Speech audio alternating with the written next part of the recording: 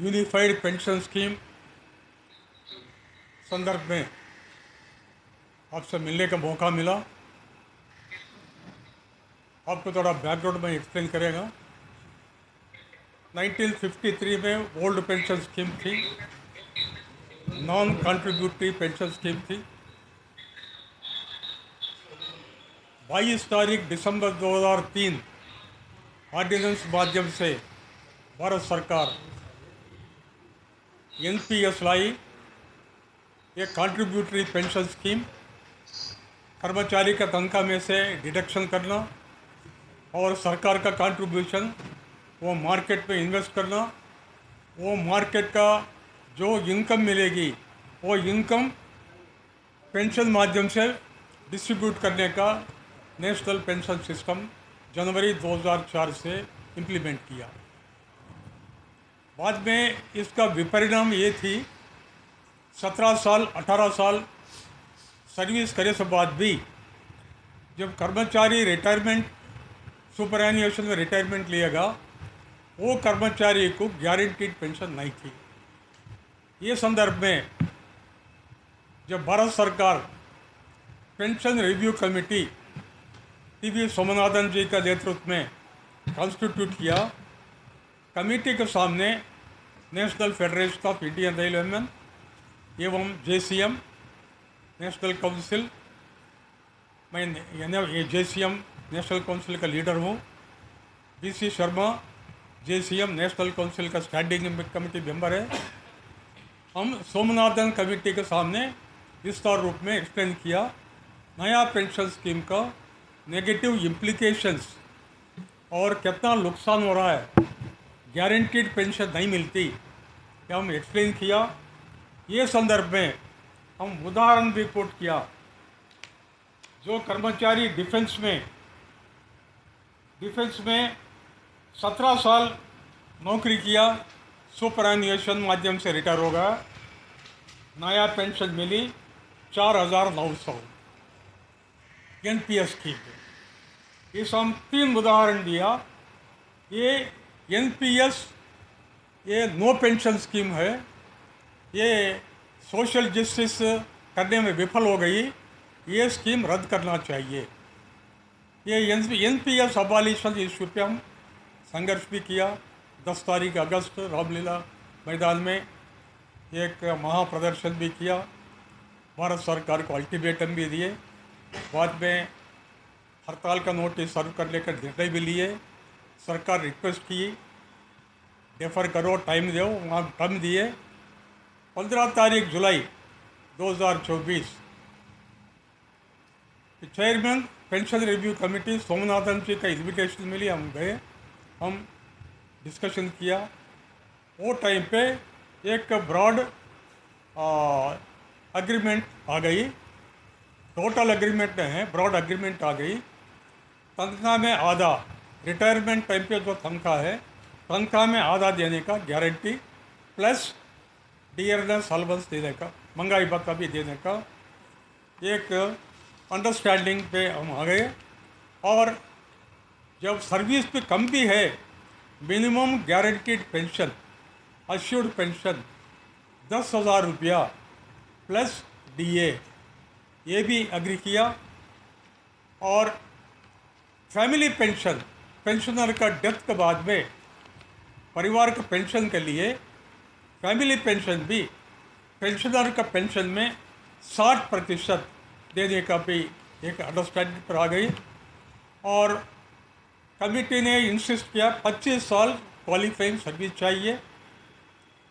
जब 25 साल qualifying service fulfil करेगा, वो कर्मचारी को गारंटीड पेंशन तनख्वाह में आधा, मीन्स 12 महीने का तनख्वाह लेके एवरेज करके उसमें आधा देने का एक प्रपोजल चेयरमैन से आया। हम इंसिस्ट किया ये 20 साल करिए, लेकिन 24 तारीख अगस्त कैबिनेट निर्णय और जेसीएम स्टाफ साइड का मीटिंग भी हुआ प्रधानमंत्री जी से।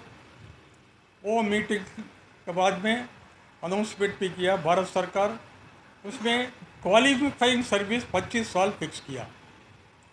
ओवरऑल टोटलिटी जब हम असेसमेंट करेंगे, गारंटीड पेंशन मिली, डिफाइंड पेंशन मिली, गारंटीड फैमिली पेंशन मिली और guaranteed minimum pension 10,000 plus DA भी मिली।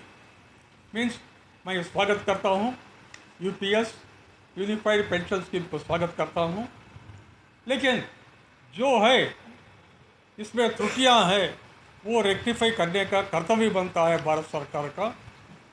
ये संदर्भ में आपका माध्यम से मैं सरकार के सामने रखना चाहता हूँ।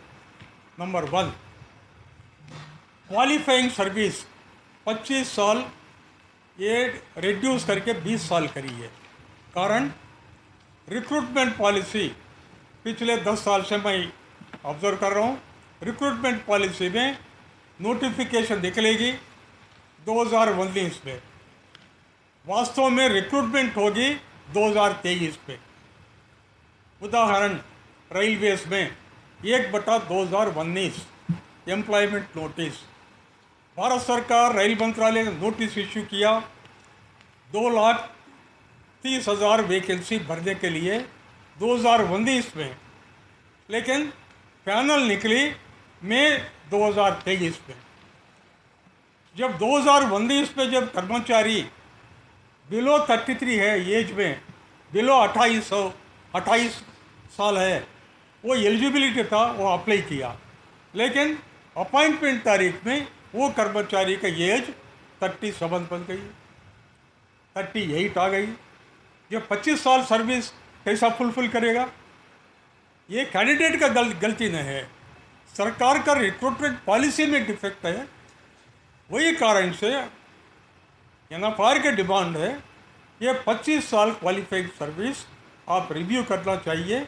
रिव्यू करके 20 साल करने से जो लोग ओपन मार्केट से आए 60 साल पूरा करने तारीख तक 20 साल सर्विस क्वालिफाइड सर्विस फुलफिल करेंगे। इससे तनख्वाह में आधा गारंटीड पेंशन वो रिटायरिंग कर्मचारी को मिलेगी। यूनिफाइड पेंशन स्कीम में ये अमेंडमेंट लाना चाहिए। ये है हमारा डिमांड, एनएफआर का डिमांड। यह भारत सरकार के सामने हम रखेंगे। मैं कल ही मैसेज दे दिया, ये इम्प्रूवमेंट करना पड़ेगा।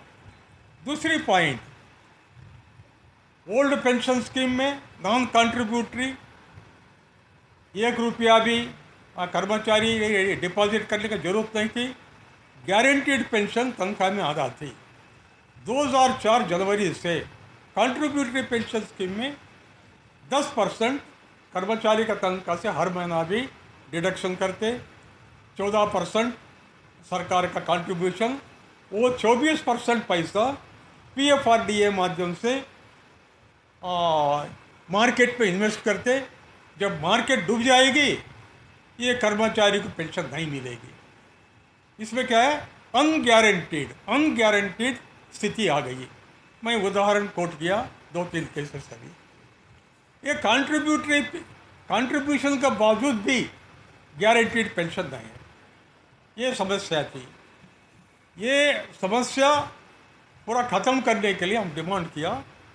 ये संदर्भ में क्या किया अभी, लेकिन रिटायरमेंट टाइम पे एनपीएस स्कीम में प्रोविज़न दिया 10%, 14%, जब 24% जब इन्वेस्ट करेंगे वो एन्युटी पैसा में 60% रिटायरमेंट टाइम पे कर्मचारी को पेमेंट करने का प्रोविज़न है। 60% में 4 लाख मिलेगी, 8 लाख मिलेगी, गारंटी तो नहीं है। अभी यूनिफाइड पेंशन स्कीम में वो एन्युटी पेमेंट का वो प्रोविज़न ख़त्म कर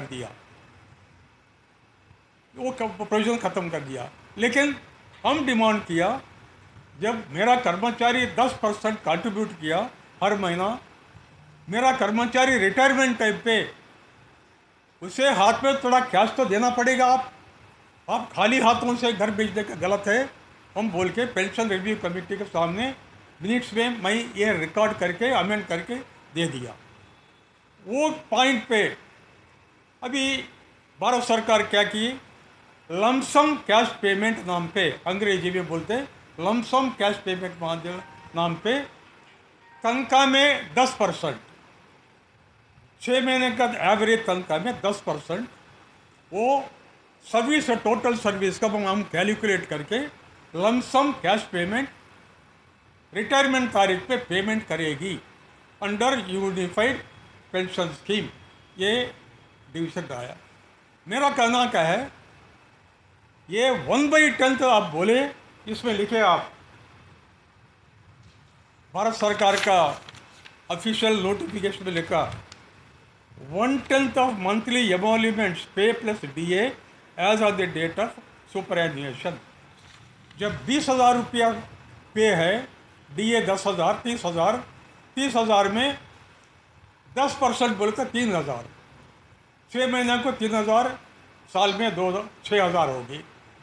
जब 25 साल भी ये 6,000 भी मल्टीप्लाई करिए, 5 लाख भी नहीं मिलेगी। वही कारण से हम NFR भी डिमांड किए, ये 1/10 मॉडिफाई करके 1/4 करिए, 1/4 करिए। ये भी हमारा मेन डिमांड है। UPS चाहिए, UPS में डिफाइंड गारंटीड पेंशन दिया, लेकिन ये इम्प्रूवमेंट भी करना चाहिए। ये भी हमारा दूसरी पॉइंट मैं आपका माध्यम से मैं सरकार को डिमांड करता हूँ, ये लमसम पेमेंट 1/10 को रिप्लेस करके 1/4 करिए। इससे क्या होगा, फुल जस्टिस कर्मचारी को मिलेगी। वो 30 साल 32 साल निष्ठा से काम करता, कॉन्ट्रैक्ट रूल्स का परिधि में काम करता, DR फेस करता, फील्ड में काम करता, ऑन ड्यूटी में भरता, ये सभी फैक्टर लेके आप ये 1/10 को रिप्लेस करना पड़ेगा 1/4 से। ये NFR का मेन डिमांड है। तीसरी डिमांड, पुराना पेंशन स्कीम में जब पेंशनर का एज 80 साल आया, एडिशनल पेंशन मिलेगी। कारण, जब उम्र बढ़ गई, हेल्थ कॉम्प्लिकेशंस जटिल बनेंगे, मेडिकल ट्रीटमेंट और डिपेंडेंसी, ये इम्पैक्ट ज़्यादा एडवर्स इम्पैक्ट रहेगी। वही कारण से पे कमीशन, 5th पे कमीशन, 6th पे कमीशन, 7th पे कमीशन भी ये एडिशनल पेंशन का कंसेप्ट लाई, भारत सरकार मान ली है। NFR का डिमांड है UPS में भी जब 80 साल एज आया, वो पेंशनर को एडिशनल पेंशन जो OPS में दिया, वही सिस्टम इधर भी लागू करिए। चौथा पॉइंट, हर 10 साल को एक दफ़ा पे रिवीजन होगी। 5th पे कमीशन में पे रिवीजन 96 में किया, 6th में 2006 में किया, 7th में 2016 में किया। जब पे रिवीजन किया, ऑटोमेटिकली पेंशन भी रिवीजन किया। पिछले 40 साल से ये चल रहा है। हमारा डिमांड है अगले पे कमीशन, ये सेंट्रल पे कमीशन जब कॉन्स्टिट्यूट करेगी, जनवरी 2026 से नया पे स्ट्रक्चर जब आएगी, ये पेंशन का भी रिवीजन चाहिए। इससे पहला किया वही परंपरा कंटिन्यू करिए। ये है चौथा पॉइंट। ये 4 पॉइंट्स आपके सामने रखने के लिए मैं आपसे आपके सामने आ गया। अभी आपको कुछ भी डाउट है वो आप पूछ सकते हैं, मैं क्लैरिफाई करेगा। इसका साथ साथ में जब मैं मिला था, मैं BC शर्मा जी, गुमान सिंह जी, भटनागर जी अब मिले थे प्रधानमंत्री जी से 24 तारीख अगस्त। वो दिन NFR का नोट 23 तारीख अक्टूबर 23,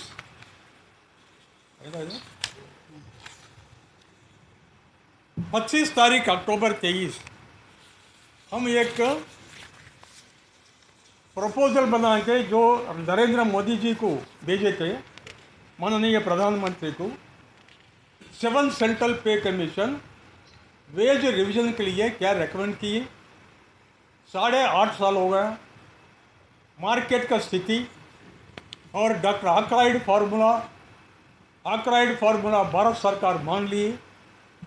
वो डॉक्टर आर्कराइड फार्मूला लेके एक परिवार में पति पत्नी 2 बच्चे, ये लोग नॉर्मल जीवन चलाने के लिए कितना पैसा चाहिए, ये फार्मूला बेसिस पे हमारा केंद्र कर्मचारी को मिनिमम तनख्वाह 32,500 मिलना है। ये हमारा स्टैटिस्टिक्स फैक्चुअल है, शिमला से हम फैक्ट्स ले लिए, वो बेसिस आप बनाएं। आर्कराइड फार्मूला आप डिज़ोन नहीं कर सकते। आर्कराइड फार्मूला बेसिस पे आप 2016 जनवरी से नया पे मैट्रिक्स दे दिए। ये पेपर प्रधानमंत्री को दिए, 24 तारीख अगस्त पुनः नरेंद्र मोदी साहब को दिए। हम रिक्वेस्ट किया, इसमें हम डिमांड किया यही सेंट्रल पे कमीशन जल्दी से कॉन्स्टिट्यूट करिए और मिनिमम पे 18,000 का आज का तारीख में मिनिमम पे वो रिवाइज करना पड़ेगा। 32,500 हर महीना ये रिवाइज करना पड़ेगा। इसका साथ साथ में हम ये भी दिए मार्केट का रेट, अनाज का रेट, गेहूं का रेट और कितना पैसा चाहिए जीवन चलाने के लिए, पूरा अनेक्सर ये भी हम तैयार करके दिए। वो कापी भी भाई आपको मिलेगी, आप भी ये परिशीलन कर सकते। ये भी आप प्रोजेक्ट करने से हम आपको ज़रूर धन्यवाद करेंगे। इसमें मेन पॉइंट है यही सेंट्रल पे कमीशन कॉन्स्टिट्यूट करिए, मिनिमम पे रिवाइज करिए। और तीसरी मेन इश्यू आपका सामने मैं रखना चाहता हूँ, वो है रेलवे संबंधित समस्या। भारतीय रेल में रेल कर्मचारी जंगल स्टेशंस पे, रोड साइड स्टेशंस में जनावास न है, डॉक्टर न है, स्कूल न है, लाइफ न है, वहाँ हमारा कर्मचारी टनल्स में, गुलाइस में काम करते रहते। ये गाड़ी चलाने के लिए 22,000 गाड़ी हर दिन प्रतिदिन चलती नॉन स्टॉप। आमदनी बढ़ गई और ऑपरेटिंग रेशियो भी हम इम्प्रूव किया, लेकिन जो हमारा समस्या सॉल्व करने में रेल मंत्रालय विफल हो गई। उदाहरण, लोको पायलट कैटेगरी किलोमीटरेज में 70% टीए एलिमेंट है। इनकम टैक्स एक्ट में क्लियरली लिखा है TA not liable for income tax, clearly दिया है। लेकिन मेरा लोको पायलट का तनख्वाह से आज भी इनकम टैक्स वसूल कर रहा है, गलत है। ये बहुत दफ़ा पॉइंट आउट किया सीआरबी, रेलवे बोर्ड, 2 चिट्ठी लिखा सीबीडीटी चेयरमैन को, आज तक वहाँ से जवाब नहीं आई। ये पेपर भी कल माननीय प्रधानमंत्री को 24 तारीख हम दे दिए। ये मेन इशू है। दूसरी इशू है, पिछले 4 साल में 19,000 किलोमीटर नया पटरी निर्माण किया, नया वर्कशॉप निर्माण किया, इलेक्ट्रिक ट्रैक्शन 90% से ज़्यादा कंप्लीट किया, पीआरडी एसेट्स निर्माण किया और Vande Bharat rake manufacturing independently हमारा कारखाना तैयारी करना शुरू किया। लेकिन एक नया पोस्ट भी सैंक्शन नहीं किया भारतीय रेल में, कारण वित्त मंत्रालय का बैन। वित्त मंत्रालय बैन लगा दिए। मैं प्रधानमंत्री नरेंद्र मोदी जी को एक्सप्लेन किया, रेलवे का वर्किंग कॉम्प्लेक्स है, कॉम्प्लिकेटेड है, यूनिक है, सेफ्टी ओरिएंटेड है, ये बैन रद्द करना पड़ेगा। ये भी हमारा नोट में मैं आपको दिया, आप वो भी कवर कर सकते हैं। तीसरी पॉइंट रेलवे रिलेटेड इश्यू में, जब मेरा स्टेशन मास्टर सिक रिपोर्ट किया, वीकली रेस्ट लिया, अर्नड लीव लिया, स्टेशन मास्टर प्लेस में लोअर ग्रेड स्टेशन मास्टर काम करता, वो कर्मचारी को हायर ड्यूटी वो शोल्डर किया, वही कारण से अप्रिशिएटिंग अलाउंस मिलती। लेकिन जुलाई 2017 से ये अप्रिशिएटिंग अलाउंस का ये पॉलिसी भारत सरकार रद्द कर दी। इससे क्या हो गया, मेरा कर्मचारी हायर रिस्पॉन्सिबिलिटी शोल्डर करके काम करेगा, जब गलती हो गई उसे पनिशमेंट मिलेगी। लेकिन हायर जॉब शोल्डर किया उसे ऑफिशिएटिंग अलाउंस नहीं मिलती। ये 50 कैटेगरी में ये समस्या है भारतीय रेल पे। ये भी हम पॉइंट आउट किया, रेल मंत्रालय अग्री कर लिए, लेकिन डीओपीटी रिजेक्ट कर दिया। रेल मंत्रालय को ताकत है भारत सरकार को बोलने के लिए, ये रेलवे का वर्किंग कॉम्प्लेक्स है। जब एक व्यक्ति ड्यूटी को नहीं आया, उसका जूनियर ड्यूटी करना पड़ेगा। जब जूनियर हायर रिस्पॉन्सिबिलिटी शोल्डर करेगा, उसे हायर तनख्वाह मिलना चाहिए। ये बोल के कन्विंस करने में रेल मंत्रालय विफल हो गई। ये पेपर भी वीसी शर्मा सोमनाथन जी को, प्रधानमंत्री जी को 24 तारीख अगस्त दे दिया। ये तीसरी इश्यू है। और रेलवे रिलेटेड में चौथा इश्यू है, लोको पायलट को लीव नहीं मिलती, असिस्टेंट लोको पायलट को लीव नहीं मिलती। कारण गाड़ी डिसलोकेट हो जाएगा, गाड़ी चलाना पड़ेगा। सेक्शन कंट्रोलर को लीव नहीं मिलती, स्टेशन मास्टर को लीव नहीं मिलती। मैं बोला ठीक है, लीव आप नहीं दे सकते, कारण क्या है, रेलवे सिस्टम इतना क्रिटिकल सिस्टम है, गाड़ी तो चलना पड़ेगा। लेकिन जो लीव वो कमाया, लीव तो अकाउंट करो। आप 300 दिन लीव सीलिंग लगा दे के आप वो लीव अकाउंट नहीं कर रहे, गलत है। ये लीव अकाउंट करो। हमको ज़्यादा लीव एनकैशमेंट नहीं चाहिए। लीव एनकैशमेंट 300 दिन को परिमित करिए, लेकिन अकाउंटिंग तो करिए। रेल मंत्रालय मान लिए, डीओपीटी से जवाब आ गया, नहीं नहीं आप एनकरेज करो, कर्मचारी को लीव लेने के लिए बोलो, लेकिन रेल मंत्रालय नहीं करती। ये समस्या आज तक सॉल्व नहीं किया। ये रेलवे बोर्ड का फेल्यूर है। अभी आपका सामने रखा, मैं प्रधानमंत्री जी को और ये कैबिनेट सेक्रेटरी डिजिग्नेट सोमनाथन जी को भी ये लिखित पूर्वक हम दे दिए। ये है ब्रॉड पॉइंट्स मैं आपका सामने रखा। धन्यवाद। अगर आपको लगता है कि हमारा काम बहुजन समाज के लिए महत्वपूर्ण है, तो आप हमें आर्थिक सहयोग के लिए सीन दिखाए गए QR कोड स्कैन और फोन पे और गूगल पे और UPI और बैंक अकाउंट में कर सकते हैं। फोन पे, गूगल पे 9250529129, UPI 9250529129@YBL। Bank account state bank of India AC 104299462008, IFSC code SBIN 00066563। आपका छोटा से छोटा सहयोग समाज और हमें और मजबूत करेगा, जिससे हमें बहुजन पत्रकारिता में और निष्पक्ष बनाने में मजबूत करेगा। जय भीम, जय भारत।